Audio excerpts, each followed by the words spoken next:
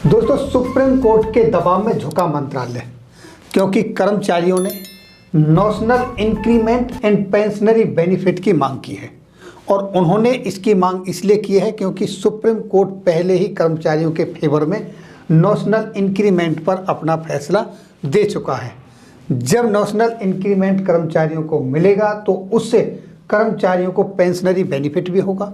इस तरीके से केंद्रीय कर्मियों, जवानों, रेलवे कर्मचारियों और जितने भी सेंट्रल गवर्नमेंट के या स्टेट गवर्नमेंट के कर्मचारी हैं उन सबको आर्थिक फायदा होगा।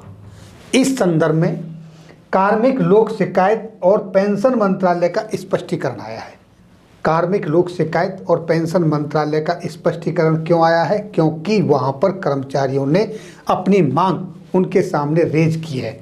तो क्या है वो स्पष्टीकरण? देखिए दोस्तों, ये ऑफिस मेमोरेंडम जो कि 22 नवंबर 2022 का जारी हुआ है government of India, ministry of personnel public grievances and pension, department of personal and training की तरफ से, जिसका सब्जेक्ट आपके सामने है representation seeking national increment and revision of कंसिक्वेंशियल pensionary benefits. यानी कि कर्मचारियों की जो डिमांड है नेशनल इंक्रीमेंट की वो लगना चाहिए। जब नेशनल इंक्रीमेंट लगेगा तो उसके साथ साथ उनको पेंशनरी बेनिफिट भी होंगे, उसका भी रिवीजन होना चाहिए।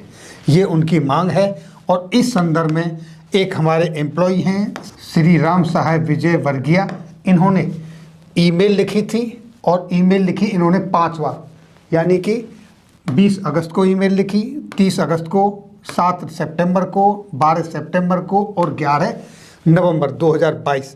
इनके 5 ईमेल जाने के बाद डिपार्टमेंट की तरफ से इनको रिप्लाई मिली। इनकी ईमेल ये थी कि 30 जून को वो रिटायर्ड हुए थे, 1 साल उन्होंने सर्विस पूरी की थी, इसलिए उनको 1 जुलाई से इंक्रीमेंट मिलना चाहिए था, नेशनल इंक्रीमेंट, वो नहीं मिला।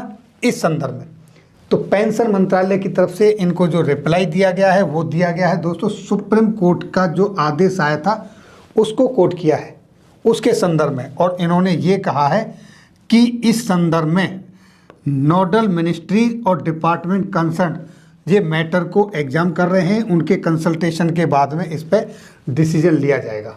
मुद्दा था 30 जून तक जो 1 साल सर्विस करके रिटायर्ड होता है उसको 1 जुलाई को नेशनल इंक्रीमेंट लगना चाहिए, और जो कर्मचारी 31 दिसंबर को रिटायर्ड होता है उसको 1 जनवरी से नेशनल इंक्रीमेंट लगना चाहिए।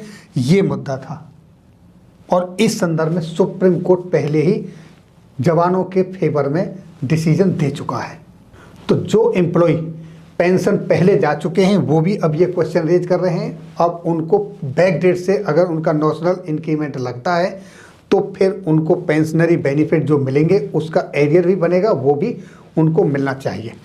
अब ये इतने जवाब के बाद, ईमेल के बाद इन्होंने ये रिप्लाई दिया है, अभी तक इम्प्लीमेंट नहीं किया है, लेकिन सुप्रीम कोर्ट का वर्डिक्ट आ चुका है तो इम्प्लीमेंट करना होगा। कि थोड़ा बहुत देरी हो सकती है लेकिन नकारा नहीं जा सकता। इसीलिए दोस्तों कहते हैं नॉलेज इज पावर, और नॉलेज आती है सही लोगों के साथ डिस्कशन करने से और किताबों के पढ़ने से। अगर आप रिटायरमेंट के बाद कभी पेंशन रिलेटेड किसी प्रॉब्लम में फंसते हैं तो अपूर्वा पारिक की बुक आपको उस प्रॉब्लम से निकालने में सक्षम है। 31 फाइनेंशियल मिस्टेक्स बुक में कुछ फाइनेंशियल प्रिंसिपल हैं जिन्हें फॉलो करने से आप फाइनेंशियल इंडिपेंडेंस की राह पर चल सकेंगे। तो दोस्तों, ये थी जानकारी नेशनल इंक्रीमेंट और नेशनल इंक्रीमेंट लगने के बाद पेंशन रिवीजन पर होने वाले बेनिफिट के संदर्भ में।